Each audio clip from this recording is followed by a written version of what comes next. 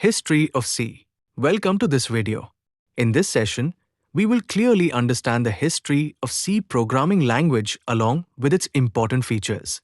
I will explain everything step by step in a simple and easy way so you can follow without any confusion. Let's get started. 1. History of C. The C programming language was developed between the years 1972 and 1973. It was created by Dennis Ritchie at Bell Laboratories. C became one of the most powerful programming languages. Characteristics of C. Now, first, procedural language. C follows a structured, step-by-step approach. It divides programs into functions. Next, fast and efficient. C is a compiled language, so it executes faster than many high-level languages. Next, low-level memory access. C provides pointers, which help to directly access and manipulate memory. This is very useful in system-level programming. Next, portability.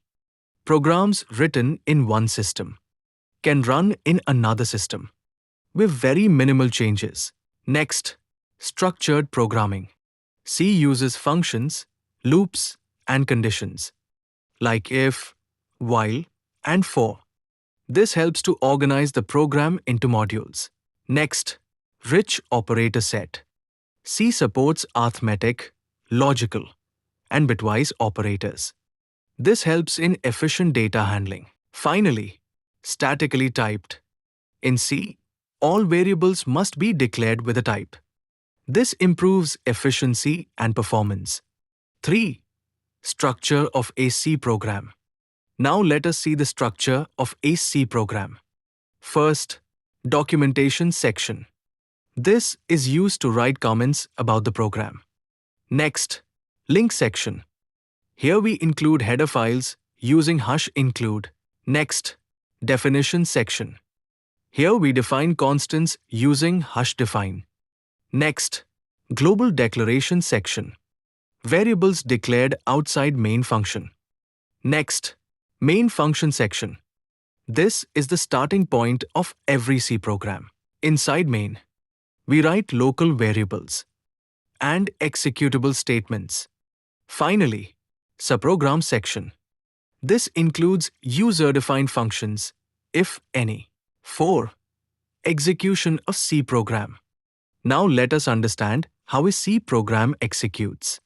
First, mandatory main. Every C program must have exactly one main function. Next, semicolons. Every statement must end with a semicolon. Next, compilation process. Step 1. Preprocessing.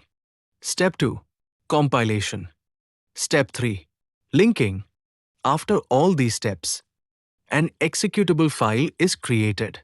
Finally, environment of C.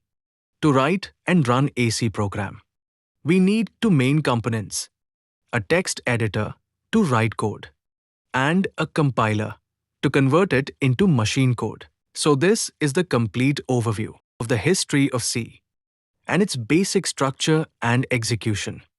In the next video, we will go deeper into C programming concepts